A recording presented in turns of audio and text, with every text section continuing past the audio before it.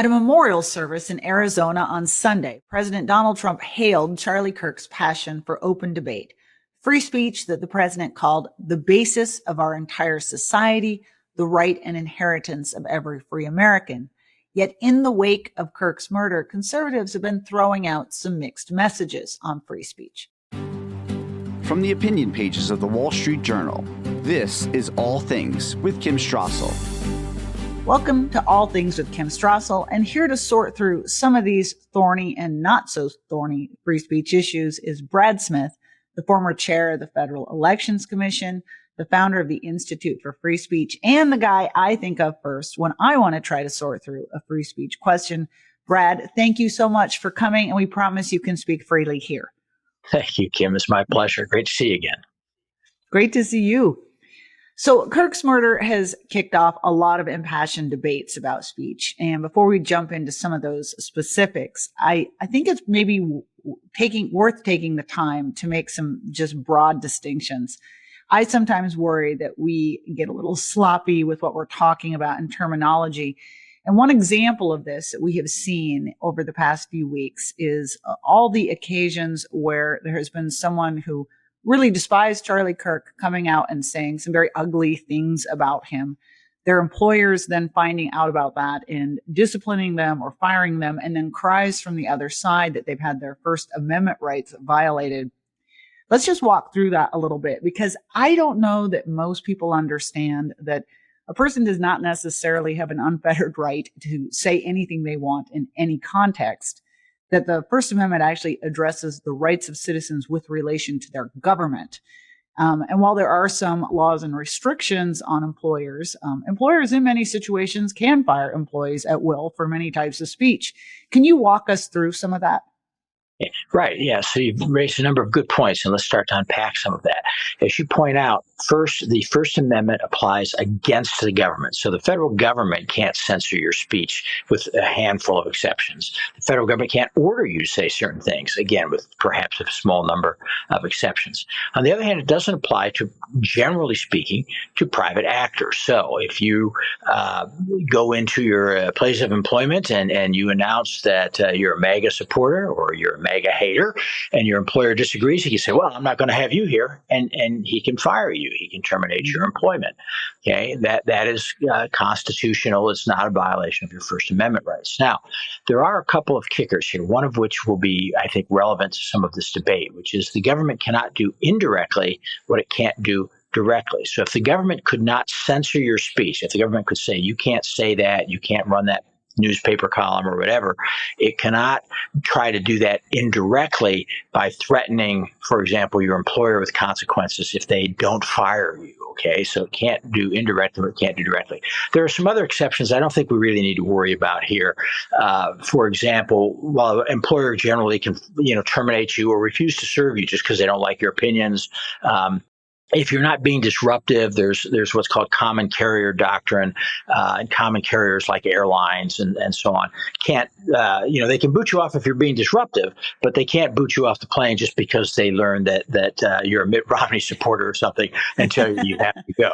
Okay, but those aren't really going to be relevant to our discussion. So again, we are talking government speech. And as you point out, there are a handful of states that do have prohibitions on political discrimination in employment, but even that won't always apply just to what you said. In other words, if somebody says, well, we don't hire Republicans in those states, California's one, that might be a problem. On the other hand, if you said, we don't hire people who expressed joy or gleefulness at the murder of someone, I don't know that would violate the California statute. So that's the legal groundwork. I just have to step back, though, and ask you, because I'm genuinely curious as a stalwart defender of free speech as you are.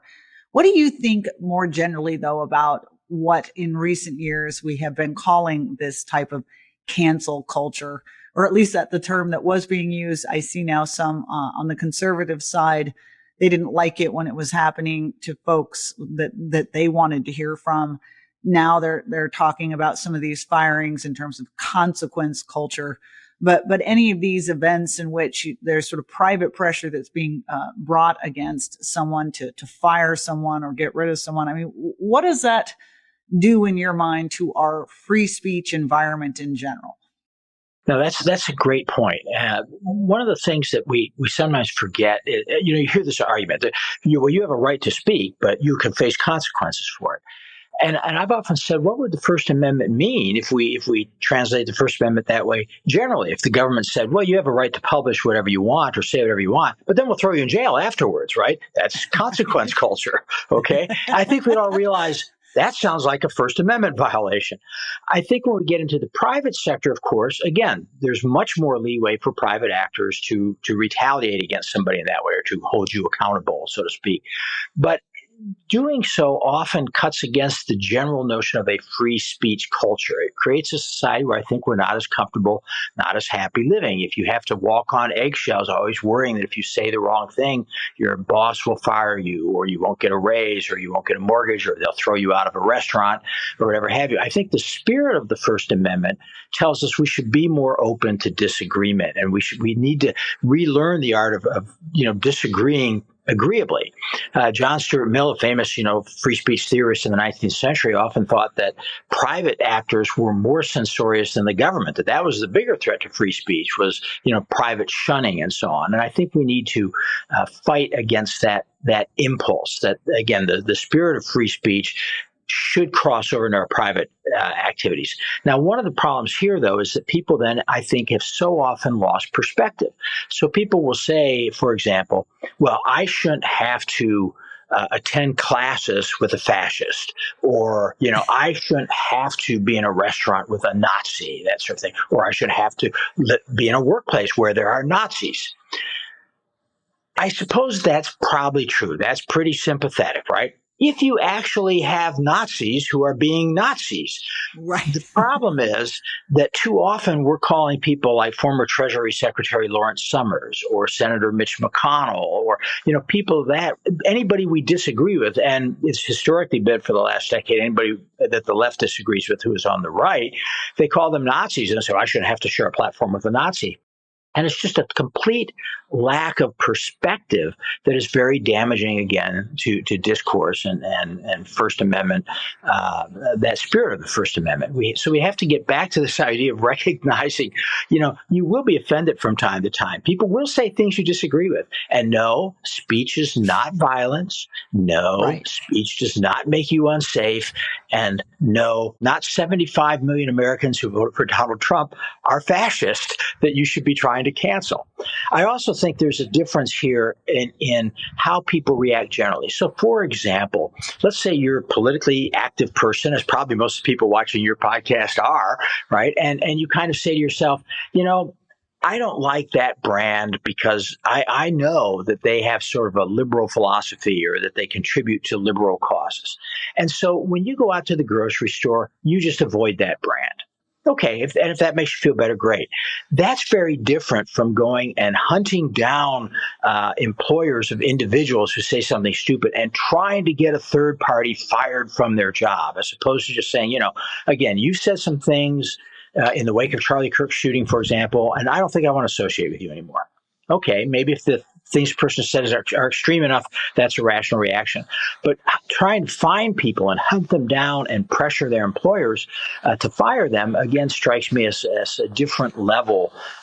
So the short answer would be, there's not clear, bright lines all the time, but we need to get back to having a little perspective and a little open-mindedness and a little tolerance. And I think if we do, we'll all be a lot happier. Yeah. And I love the word you use, the spirit of free speech. That was certainly Charlie Kirk's example to all of us, which I think is why it's a bit unfortunate that we're seeing so many examples of some of this in the wake of his death, because he was all about trying to have debates, in particular with people who did not agree with him, and taking those on. So let's dig into some of these questions, as you so ably explained, in which you may have government involved in some bit of the correct word when government is involved, by the way, is either censorship or coercion, or threats. It's not canceling necessarily. It's actually because we're talking about government power. We just had one example of a fight over this in definitions with regards to Attorney General Pam Bondi. In the wake of Kirk's murder, during an interview, she talked about the disgusting anti-Semitism that was present on campuses that Kirk was out trying to combat. And she followed it up by saying, quote, There's free speech and then there's hate speech. And then she added, we will absolutely target you, go after you if you are targeting anyone with hate speech. Now, this is the nation's top law enforcement officer. 2 points I would make here, then you can tell me where I'm wrong. One is it's long been the left that for decades has been trying to create and define a category of speech called hate speech. And those who care about free speech have pushed back against that. But two, while we do have some exceptions to free speech protections, things like that aren't necessarily protected. Hate speech is not one of them. Am I right? That's right. There is no legal category called hate speech that is outside of the First Amendment. And there's no general rule that whatever you think is hate speech is outside of the First Amendment. And it was rather eye-popping to hear the Attorney General of the United States make that statement. Now, later, she kind of backed off and clarified, if you're making threats against people. And this can be an exception to the First Amendment if you're making identifiable threats that are likely to incite violence right at that time. So note, for example, if I were to say, boy, so-and-so is a menace to society, it'd be good if somebody took him out. That's probably not a threat. That's probably protected by the First Amendment. It's not something I think people should say, make a threat either. On the other hand, it's very different if you're talking at a rally and you say, hey, you see over there, that guy? He's been a problem for us. Somebody should get him. That might be deemed incitement to immediate violence. And that would be not protected by the First Amendment. There are also some laws against threatening public officials that go perhaps a little bit further. But so, yeah, generally speaking, hate speech is perfectly protected. Now, one thing I like to point out to people is too often those of us who support free speech fall a bit into a trap of, for example, I've seen a lot of people say, well, it's terrible that Charlie Kirk was killed, but boy, he said a lot of vile and disgusting things, and he has a right to say them. As if this were objective fact that he said these things and that they were objectively vile and disgusting in some way, or at least to 99% of the people. And too often those of us who support free speech kind of respond by saying, well, that's right, but he has a right to say these things. Well, if the only purpose of the First Amendment is to protect really bad speech and vile speech, eventually people are going to say, yeah, I'm not sure we need this First Amendment. And I think we forget that really what the First Amendment protects is good speech. When the government goes after people, they're usually going after good speech. They're going after people who are justifiably critical of the government, for example, or they're otherwise trying to stop ideas, which are perfectly great ideas. In the old days, they might have been ideas about gravity and science, and in modern days, there are ideas about, was it a lab leak that led to COVID, or was it something else? And these kinds of things we should be hearing and talking about all the time. Basically, the First Amendment protects.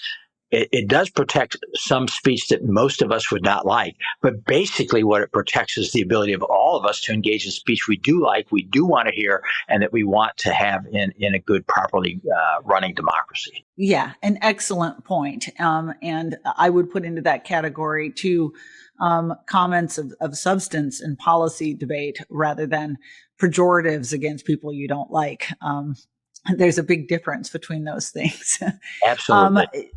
One other thing that Bondi did in the course of that conversation was to also seem to threaten to potentially prosecute companies who won't engage in certain speech. I'm assuming you agree that's not a prosecutable offense. I would agree that's not a prosecutable offense. And again, I think it's the kind of thing that demands some perspective. I hope that the employer is going to talk to that employee, right? But what is the proper solution may depend very much on things that the employer knows and that the rest of us don't. Is this a constant problem with this employee? Is this employee generally a good employee? Is this a 50-year-old person who really ought to know better? Or is this a 20-something young first job who needs to be taken aside and given a little counseling about what we need to do? And that's why I say I don't like the idea of trying to hunt people down and get them fired. And I think generally we can't say that the government can threaten employers to, demanding that they fire people. Now, one of the things that is going on here is that there have been some other government threats. And many people on the right argue, look, this cancel culture, or whatever you want to call it, has gone on the left for well over a decade. It's a real problem. And until people on the left face some consequences, it's not going to end. I don't think that's an unprincipled position to take. It's kind of applying game theory to a pro-free speech viewpoint. And I will tell you that I have some sympathy for it. I think at least in certain cases, people do cross the line and should be terminated just as a matter of good taste. If you had employees, who are high-fiving the assassination of Charlie Kirk, maybe that is something you say, we're not really sure you want you here. But again, I do think all of these things should be kept in kind of a perspective and perhaps left to the people who are closest to the scene and really have the best sense of the bigger picture. Well, I'm glad you brought up this point about how the left has viewed this over the years and the difficulty sometimes in conjuring up a lot of sympathy for their outrage at the moment. And I think this is very much the case when it comes to one of the other flashpoints of the recent weeks, who was obviously this episode where Brandon Carr, the head of the Federal Communications Commission, who I would just point out has always been a stalwart defender of free speech. But he nonetheless last week came out after Jimmy Kimmel went on air to say some really stupid, wrong things. Carr issued what I think kind of has to be viewed as a bit of a threat, suggesting the FCC might come down on licensed broadcasters if they continue to air Kimmel because his words were not in the public interest. Almost immediately, the owner of some of those licensed affiliates, Nexstar, said it would suspend the show. Disney said they would too, then Sinclair. Just to be clear, the left that is now complaining about this has certainly changed its views. It's the same party that a couple of years ago wanted a government disinformation board to run commentary out there on social media. I saw Hillary Clinton come out, and her response to the Jimmy Kimmel episode was to say, well, comedians have been mean to me too, but I would never dream of having government shut them down. Of course, this is the same Hillary Clinton that at one point urged Congress to pass a constitutional amendment to crack down on speech because she was mad about a movie that had been made about her. And Democrats also, we should note, they've been working to expand the powers of the FCC so as to be able to police the speech, not just of that on broadcast, but on conservative cable outlets too. But still, nonetheless, we're going to talk about the legal aspects of this in a minute, but just from a broad perspective, I mean, is it not kind of fair to say that this FCC move here with regards to Jimmy Kimmel was kind of the right doing the same thing, attempting the government attempting to sort of use its muscle to stop a certain speech?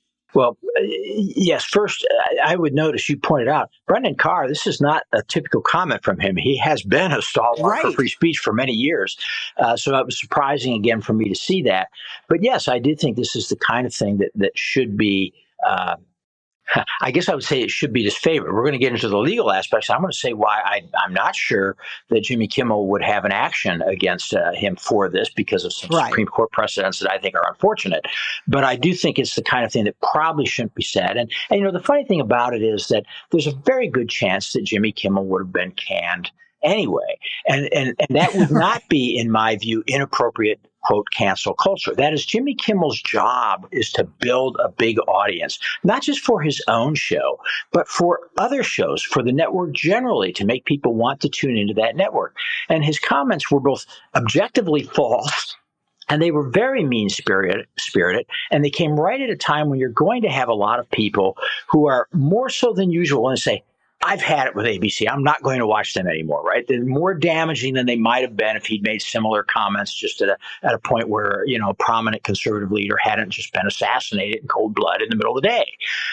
So I don't think it would have been incorrect for ABC to fire him simply over those comments. I'm not saying they necessarily should have. I think that's, again, their kind of call, but I don't think it would have been an inappropriate decision for them to do so. I thought his comments were appalling. But legally, it creates some other issues. Yeah, let's get into that because this is something that the right has been fighting about, the meaning in particular of some of these Supreme Court precedents. Most recently, the Murphy versus Missouri decision that came out just last year. And of course, that was very much in the context of the Biden administration pressuring social media companies during COVID over their comments.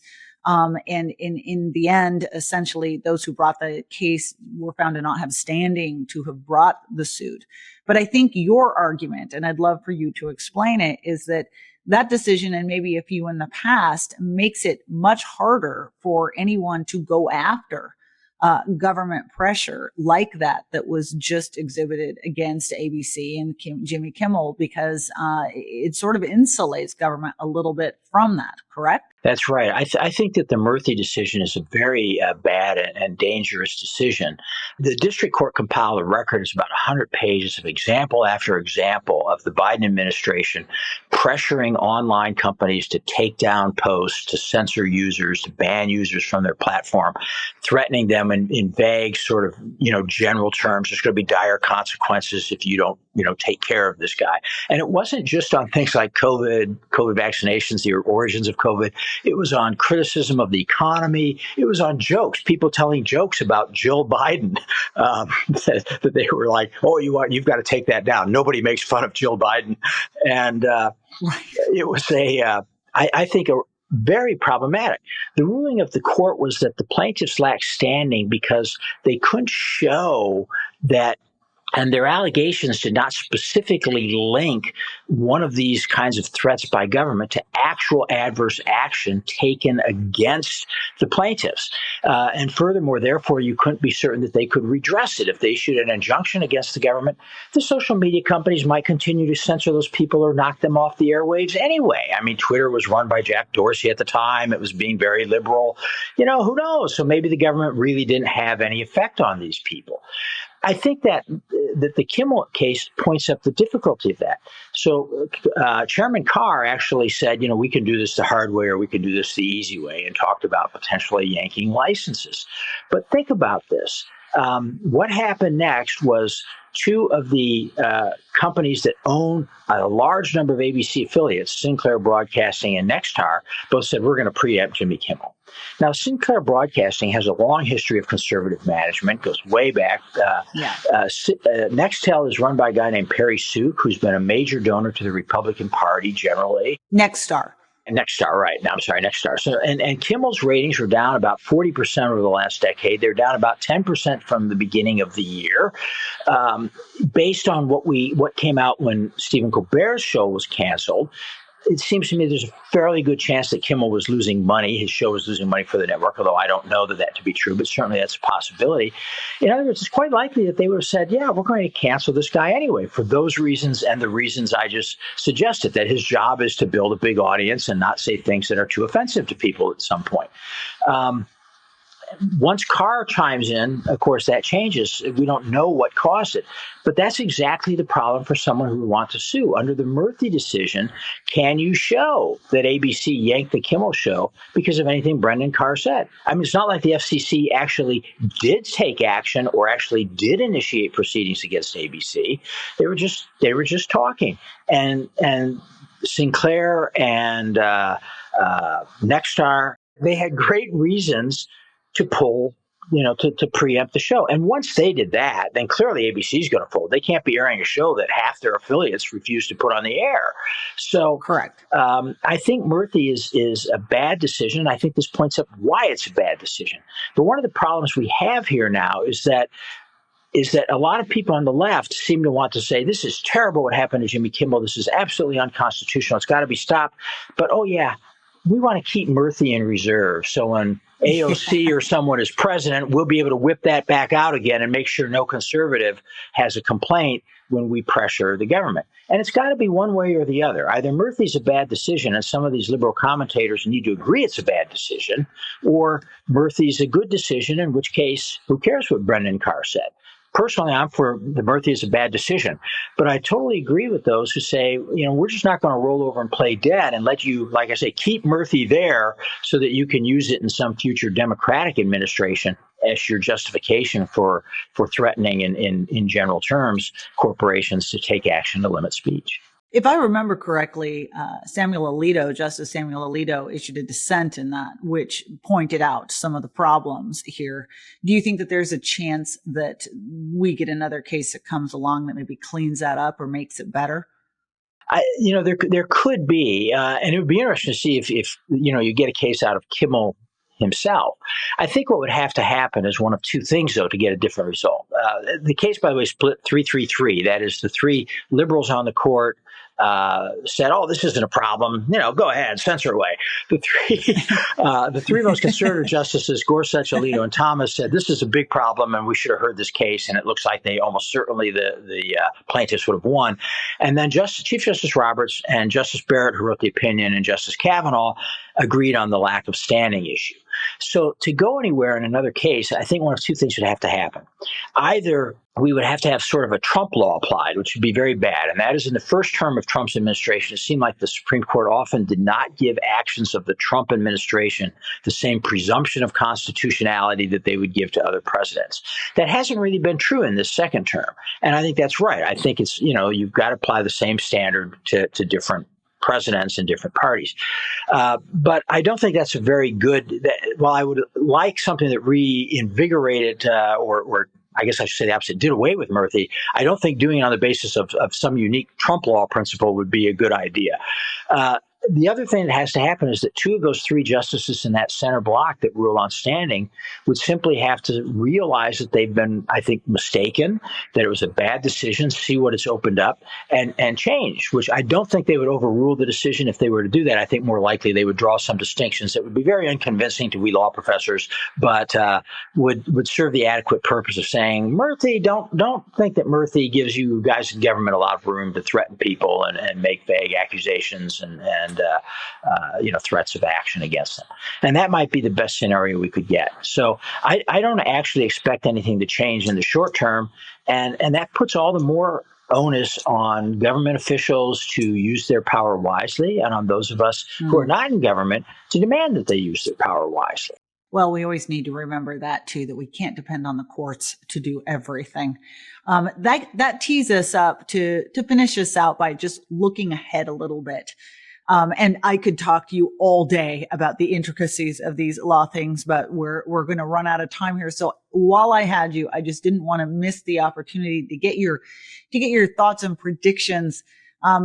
Debates over the First Amendment tend to shift and change over time, depending on what's getting a lot of attention. We've had periods where we focused on wartime censorship or student speech or symbolic expression like the flag. You and I have lived, poor us, through that huge focus on campaign finance speech, which is still there, but has died down a bit. Tell us something that you think is good news that's happened on the free speech front, if there is any. And then what area do you think is coming next that's going to get a lot of attention?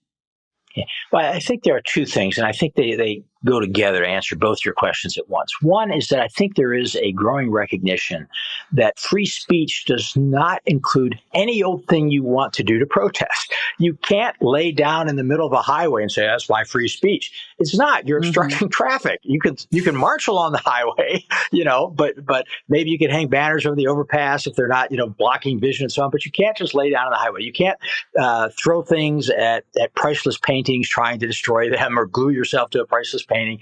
In other words, there's a difference between speech and action. The other area, and this is one where the Institute for Free Speech is very heavily involved, goes to compulsory disclosure of people's activities.